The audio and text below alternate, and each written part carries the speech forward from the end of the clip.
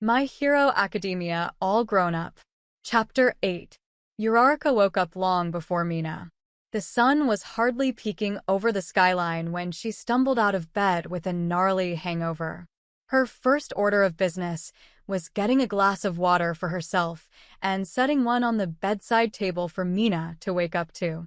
The second was a really long shower. She took the time to treat herself, shaving her legs and enjoying the hot water. It helped ease her aching mind and tired body. As she exited the bathroom donning jean shorts and a tank top, she saw that Mina was still snoring into the pillows. The brunette quietly cleaned up their mess of bottles and glasses from the floor and let her friend continue resting. It had been a fun night, and they had probably drank more than they really needed to. Uraraka's headache was a testament to that. She had just finished eating breakfast when there was a knock on her door. It was still pretty early, so her curiosity got the better of her as she went to open her door. However, the person on the other side was the last person she expected to see. Bakugou. The blonde looked completely irritated as he stood outside her apartment, the morning sun glinting in his eyes. "Fuck this," he muttered under his breath. "What are you doing here?" she immediately asked, gripping her door handle tightly. He closed his eyes for a moment before gruffly sighing. "You going to invite me in, or what, round face?" She furrowed her eyebrows and hesitated. "That depends." "For fuck's sake," he growled and clenched his fists. "Do not make this harder than it already is." She stayed still for another moment before slowly opening the door to allow him entry to her apartment. He swiftly stepped past her and found himself in her living room. She closed the door behind them as he looked around at the aging furniture and thrift store decor. "Figures," he grunted. "Your place is exactly how I figured it." "Is that an insult or a compliment?" she asked as she finally turned around. "And what are you doing here?" He rolled his eyes and faced her. "It's neither. And I'm here to—" He felt the words hitch in his throat. Shit, this was going to be a lot harder than he thought. She raised her eyebrows questioningly, urging him to continue. "Fuck," he spat and groaned inwardly. "Get your shit. I'm buying you breakfast." There was a silent atmosphere as she fought with herself. What was going on? Why was he really here? Bakugou didn't treat anyone to anything, so this was particularly confusing. "Don't just stand there looking like a dumbass." Bakugou raised his voice. "Hurry the hell up and get your shit." Her first response was to stare at him with a dumb look of surprise. Her second was to look over at her kitchen counter, where her empty breakfast dish was. He followed her gaze and grumbled something incoherent. "You've got to be fucking kidding me," he finally said and ran a hand through his blonde spikes. "I didn't know you were coming." She defended herself. "What is even going on?" He took a deep breath and seemed to work up his nerve. "I was here to fucking apologize to you, dipshit." Her expression was completely shocked. "What?" "I acted like an ass, okay?" Bakugou looked away, fighting with his pride. "I shouldn't have told you that Deku was dragging you down." She blushed a little at his words. "Bakugou, you didn't have to dash." "Yes, I fucking did." He silenced her with his firm tone. "Hiroshima gave me a goddamn earful about it, so I just—" He trailed off and grit his teeth. She shuffled awkwardly in her place before slowly walking toward him. "I appreciate it, Bakugou. I forgive you." He seemed bewildered by her forgiveness, and he snapped his eyes over to her. She was smiling at him with that dumbass grin, and he hadn't noticed that she'd walked straight up to stand beside him. He felt himself become subdued under her sweetly beaming face. If he thought that the words in his throat were caught before, they were far more stuck now. "You. So that's it." "Well," she didn't break her smile. "I would have liked a free breakfast, but I already ate." He was still frozen under her smile, and he could feel his heartbeat picking up speed. What on earth was this feeling? Half of him wanted to stay pinned underneath her smile, and the other half wanted to touch her. It was foreign and absolutely terrifying. It wasn't another moment before it finally dawned on him. He was feeling weak. We could always rain check on it, though. Uraraka turned away from him, unknowingly freeing him from her silent hold. Tell you what, she padded over to her kitchen to continue cleaning up her breakfast. You can make it up to me with dinner instead. What do you like to eat? Curry. The answer was automatic, and he was thankful for the muscle memory. He used the moment to recollect himself and refocus on the conversation at hand. She placed her dirty dish in the sink and ran water over it as she answered, "Curry it is." How is she so calm right now? He wondered this as he sauntered over to stand across the counter. Fine. I'm not taking you anywhere fancy, though. I doubted that. She quipped and shut the water off. But curry is curry, right? Whatever. He cursed under his breath and looked back toward the door. I'll be back at 5. He moved to exit her apartment, and she watched him as he did so. Do me a favor and don't be fucking late. She couldn't help but giggle a little as he closed the door behind him. Wouldn't dream of it. That was hella weird. Mina's voice broke Uraraka away from smiling to herself. Uraraka's eyes snapped toward her bedroom door. Mina peeked around it cautiously and verified that bakugou was gone. She practically skipped into the kitchen, a wild grin on her face. I thought you were still asleep. Uraraka's smile had disappeared completely. I was. Mina grabbed an apple from Uraraka's fruit basket and sat on a bar stool, but bakugou's yelling could wake the devil in hell. The brunette wasn't sure what to say about what her friend has just witnessed. It was like she'd been caught red-handed. Yeah, well, it certainly didn't help my hangover either. So, Mina passed the apple between her hands slyly. What's going on with you and explosion face? Uraraka cleared her throat and tried to busy herself with cleaning her kitchen counters. He just came to say he was sorry. Mina grinned greedily. Bakugou saying he's sorry?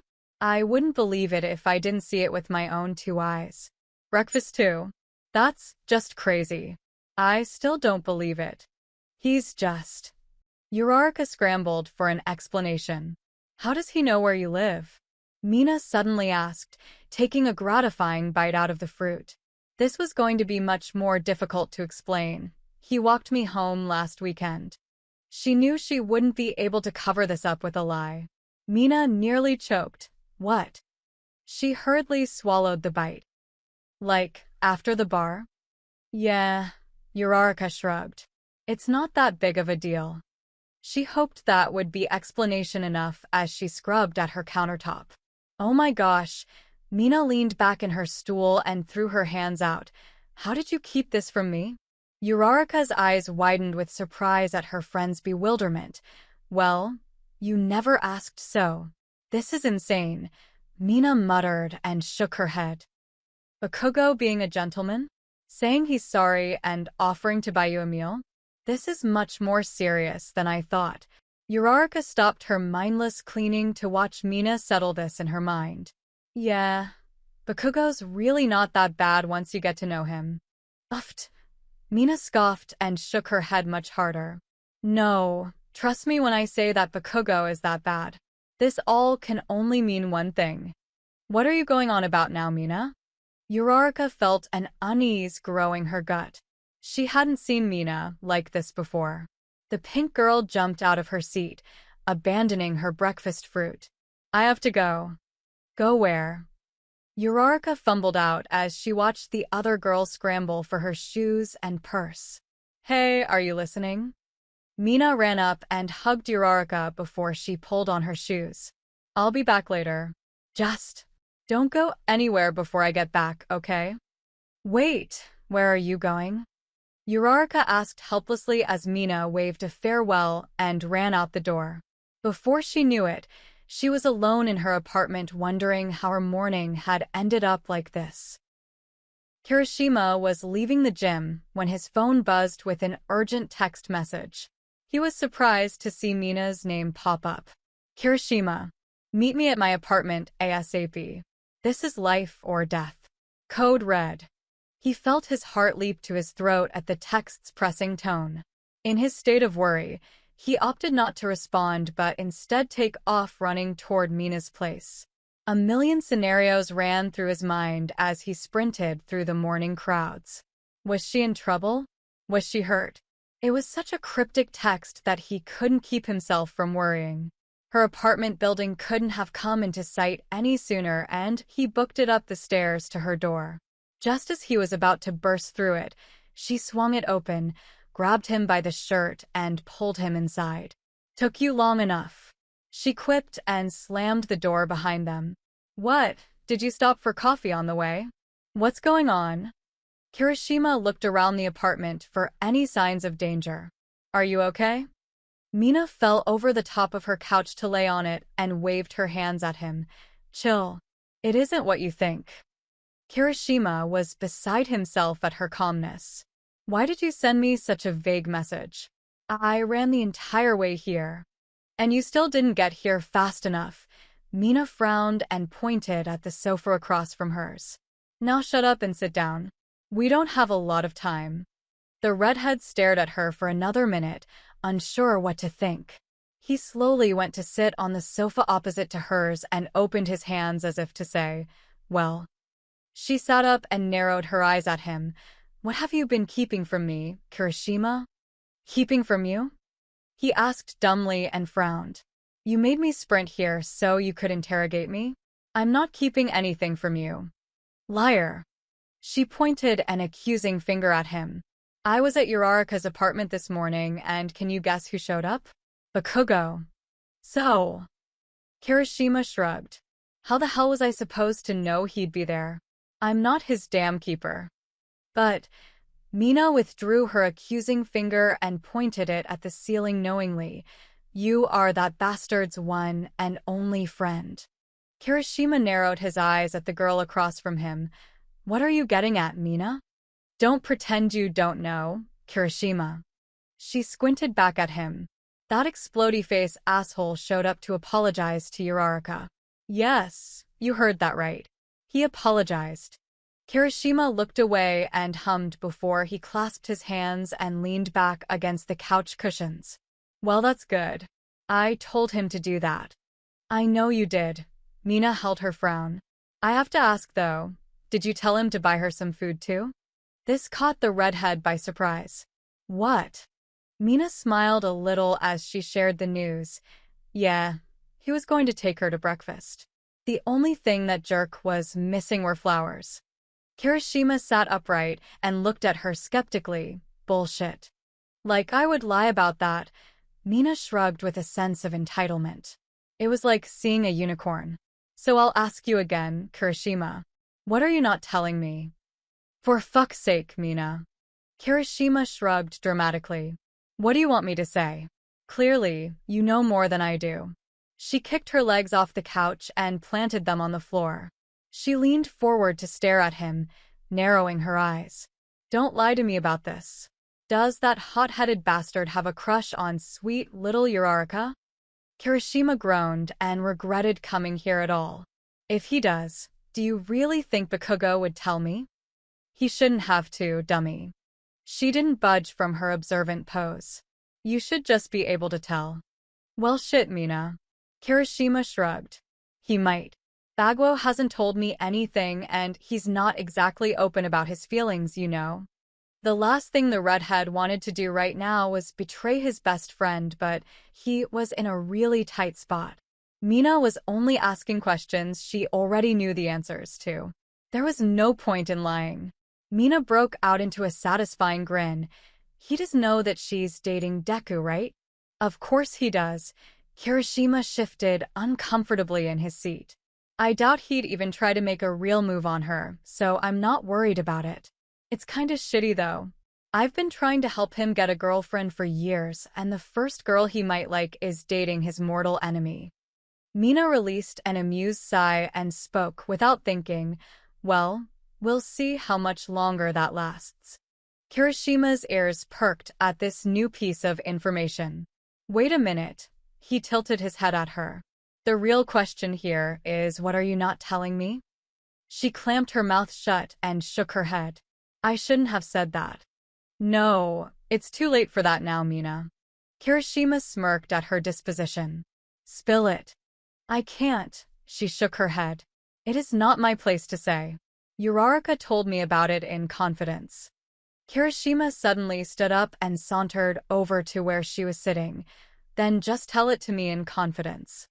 I am not helping you set up your asshole friend with my sweet one. She gave him an intense look as he leaned down over her. You won't get it out of me. I can try, he muttered as he met her defiant gaze.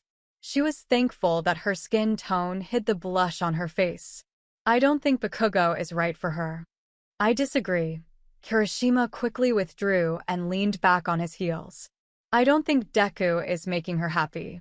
At least, that's how bakugou made it sound. But then, he was a gigantic ass to her, Mina pointed out with a pout. Kirishima smirked back. Yeah, but he apologized, right? If you could even call it an apology, Mina shrugged. He mostly just yelled at her. I'm surprised that she agreed to let him take her out tonight. The redhead's jaw dropped. Damn, Mina. What else are you hiding? Shut up, Kirishima. She playfully made a move to attack him but withdrew at the last moment. Now you know why I called a code red. I think I'm winning now. Kirishima grinned boyishly. So, what's this about them going out tonight? Mina pouted at his smirk. Isn't it obvious? I'm going to need your help spying on them. Spying on bakugou? My best friend? He'd kill me if he found us out. Kirishima liked where this was going. Count me in. Mina had blasted back into Uraraka's apartment a few hours ago. She'd been there and gone in a whirlwind, but the brunette hadn't missed Mina's message. I think this is a really bad idea, Mina had confessed while she gave the brunette's eyes another layer of eyeshadow. Why? Uraraka asked pointedly and checked her eyes in the mirror. It's just dinner. Mina fluffed Uraraka's hair and shrugged. Aren't you worried about what Deku will think? Uraraka laughed a little and shook her head. Why would I be? This is bakugou we're talking about. I know. Mina frowned and met Uraraka's eyes in the mirror. That's why I'm asking. The brunette shrugged and left the bathroom. I'm not worried about it. It's just dinner between friends. Are you sure? Mina asked hesitantly and followed the brunette into the bedroom. What is that supposed to mean? Uraraka's blank face gave the impression that she hadn't caught onto Mina's suggestion. The pink girl shook her head. Never mind. Just promise me that you'll call if you need to leave, okay? Don't worry. Uraraka smiled and hugged her friend. I'm just going for the free food. Looking back on the conversation now, Uraraka knew that Mina was concerned about her. It had felt like there was something more that Mina wanted to say, but had decided against it.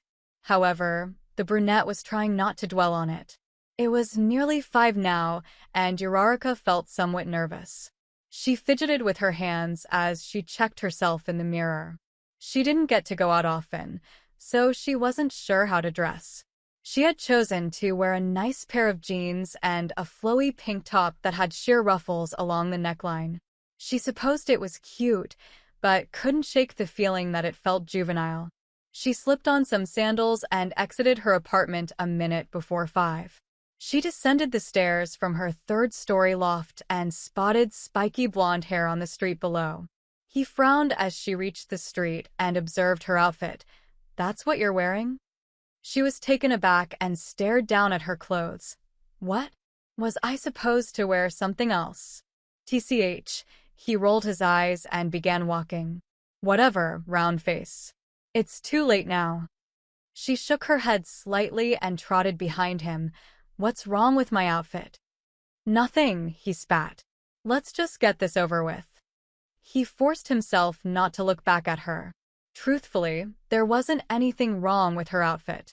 He just couldn't see past the fact that it was so. Uraraka. It figures that she'd wear the most modest getup she could find. In fact, he was sure that she didn't own a single item of clothing that didn't leave everything to the imagination. Well, at least I tried. She fell into step beside him. You're wearing the same thing you had on this morning. He resisted the urge to check his own look. A light gray V-neck and black jeans was his usual style, and it had always worked for him.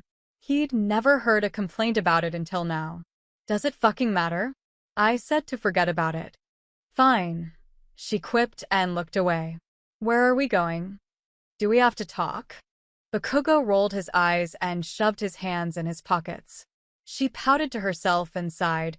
You're the one that's supposed to be making it up to me, remember? Don't make me change my damn mind, round face. He was regretting this severely. His ego was taking a major hit for this. Because I will. She zipped her lips as they walked, and she decided that she'd bother him after he'd paid for their meal. She wasn't about to talk her way out of free food. They arrived at a small but rowdy joint. It looked old, but it was bustling with lively individuals. It wasn't terribly busy as they sat down at a small, wobbly table, and the chefs huzzaed as they labored over steaming stove tops. What is this place? Uraraka grinned happily around the rambunctious restaurant. Bakugou ignored her smile and shrugged. It's the best curry place in Tokyo. Mr. Ground Zero. One of the chefs spotted them from his post. He ran over to their table and clapped the blonde on the shoulder. It is always wonderful to have you here. You are my best customer. The man was aged, wrinkles setting thick lines around his eyes. He glanced over at the brunette and smiled with a half-toothless grin. You brought a friend for me this time, I see. Uraraka couldn't stop her smile from growing wider. Hello. This is a very special occasion, no? The man turned his yellowed teeth back at the blonde. I shall make fresh curry. Just for you. Not necessary. Bakugou felt his lips smirk. I owed her one, so I'm paying up now. Oh. The chef nodded. Fresh curry anyway. You and your friend get nothing but the best here, yes. Bakugou frowned. She's not my friend. The chef completely disregarded Bakugou's correction. Any friend of Ground Zero's is a friend to us. He smiled one more time at Uraraka before turning back toward the kitchen and barking orders for a new batch of curry. Uraraka giggled at Bakugou's begrudging expression. So you come here often? I said it's the best curry, didn't I? He snapped at her and eyed his chopsticks. This place is so cool. She watched the chef set to work through the window panes to the kitchen. I wish I could cook like that. Bakugou didn't miss a beat. Judging by how burnt your apartment smelled this morning, I'm guessing you can't cook much. Hey! She giggled at his low blow. I can cook. Bullshit. He glowered at her from across the table. She mindlessly placed her napkin on her lap and smiled to herself. I'm actually having fun. I'll have to fix that, Bakugou replied coyly. He couldn't lie. He didn't mind her wide smile. It fit with the energy of the place, and it felt natural. They sat in a comfortable silence until their curry was served up to them, the friendly chef nodding enthusiastically as Uraraka tasted it. As soon as it passed her lips, it felt like steam was coming out of her ears. She resisted the urge to spit it out. This is really spicy. She let out a hot breath through her mouth as she worked on downing it. The chef laughed loudly at her predicament and looked back at Bakugou, who was mindlessly working on his own food. Your girlfriend doesn't like spicy food? Both heroes choked on their curry at the question. Bakugou coughed and cleared his throat as quickly as he could. She's not my girlfriend. I'm not his girlfriend. Uraraka sputtered out at the same time. The chef glanced between them both awkwardly for a moment before he grinned widely again. Oh, I'm sorry. Mr. Ground Zero has never brought any friend here before, especially one so cute. The chef bowed, but his exuberant personality still shone through. Quit it, old man. Bakugou, threatening, pointed a chopstick at the chef. The chef was undeterred and nodded at them both. I'll leave you to it then. He scuttled away to bark more orders at his employees. That was awkward. Uraraka laughed airily. Bakugou frowned and began working over his food once more. Whatever. That dinosaur is always trying to give me shit. But you're his best customer? Uraraka stared down at the curry before her. Then this curry must really be the best. She picked at it, worried for her fried taste buds. He watched her unease and huffed a sigh of indignation. Damn it, round face. If you don't want it, then just order something else. No. She waved her hands apologetically. You're paying for it, so I'll eat it. This would be amusing to watch. He dropped his chopsticks and leaned back in his chair. Fine, then fucking do it. He crossed his arms and waited. She breathed out an apprehensive laugh as she popped another bite into her mouth. MMM. She hummed unenthusiastically as she struggled to swallow. As soon as it was down the hatch, she grabbed for her water. That's weak. Bakugou stared at her intently. Just fess up and get something else. She looked half defeated and half grateful as she nodded her head. How do you eat this stuff? It's fucking good. Bakugou thought the answer was obvious. She shook her head as she waved the chef down again. Of course you'd say that. After an overly zealous farewell from the chef and a plea to come back soon, Bakugou and Uraraka had finished their dinner. As they exited to the street, Bakugou was relieved to know that this nightmare was almost over. Thank you for the food, Bakugou. Uraraka padded along beside him as he began leading her back to her place. I've definitely forgiven you now. She smiled up at him. He broke his gaze away from the street ahead to meet her beaming face. Damn it, do you ever quit it with the damn smiling? Nope. She shook her head. I'm just really happy right now. He felt his throat tighten at her reply, and felt an uncomfortable tingle run up his back. Well, don't get used to it, round face. This was a one-time deal. He forced himself to look away and was pleased that the sensation left him. I know, she breathed happily. I'm just trying to enjoy this while it lasts. They passed by a few shops and Bakugou didn't even notice the brunette disappear from his side. He'd gotten all the way to the street corner before he turned to see her absence. What the shit?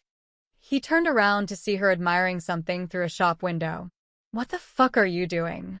She didn't respond, instead pointing at whatever she was looking at with a dopey smile. He felt a rush of annoyance as he marched back over to her and he worked up a flurry of insults to dish out for the delay. As he came up beside her, he finally saw the object of her admiration. Look how cute! She hummed sweetly and tapped the window. An orange kitten was tromping around just inside the shop, one of a litter that was in the window's display. Bakugou was miffed by its expression as it stared up at him with wide eyes and puffy cheeks. He is so cute, I just want to snuggle him. Uraraka leaned into the glass and tapped it with her fingernails. He's looking right at you. Bakugou scowled at the kitten and it seemed to scowl right back. Damn. That little cat had some spunk. It's not cute. Those things are fucking evil. They are not. Uraraka giggled and jabbed him with an elbow. It's just a kitten. He tore his eyes away from the orange fluff ball and glared at her. They do whatever the hell they want. They have razors for claws and they're always in a shit mood. Cats are fucking awful. Please, she rolled her eyes jokingly and turned her attention back toward the little cat. They're adorable and sweet. Figures, he muttered. I would have pegged you for a dog person. I love dogs, she replied gently. But cats are less work. He narrowed his eyes at her. Then why the hell don't you have one? Dekka's allergic. Uraraka shrugged glumly. Maybe I'll be able to get one later in life. Bakugou eyed the adoption pamphlets that were bunched into a bin beside the window. He wandered over and grabbed one, offering it out to her. Dekka's not here, so just do whatever the fuck you want. She stared at the pamphlet and considered his idea. I can't. She finally shook her head and tore herself away from the window. I should probably get home anyway. I don't want to keep you. Fucking finally. Bakugou jeered and followed her away from the store. They neared her apartment and she looked up at him one last time. Thanks again, Bakugou. This was fun. We're not doing that shit again. Bakugou frowned down at her as they came to a stop. He went to shove his hands in his pockets when he realized her was still holding the pamphlet. He crammed it in with his hands, opting not to bring the topic up again. I know, she rolled her eyes jovially. And thank you for apologizing. I know it couldn't have been easy for you. Ain't that the fucking truth? He growled and clenched his jaw. Don't ever mention this if you want to keep living. She playfully motioned, sealing her lips. Your secret is safe with me, Bakugou. He felt a little more relaxed at her promise, and he breathed out a silent sigh before asking, So are we good, round face? We're good, she smiled back and nodded. Good night, Bakugou. She waved a little before retreating up the stairs to her apartment. He waited until she was inside before he turned to leave.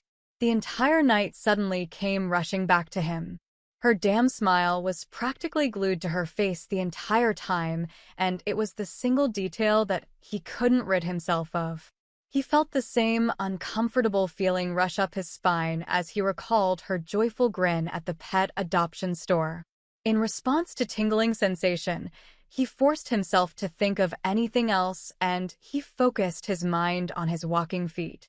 He certainly did not have any fun tonight, and even if he did, his pride would not allow him to admit it.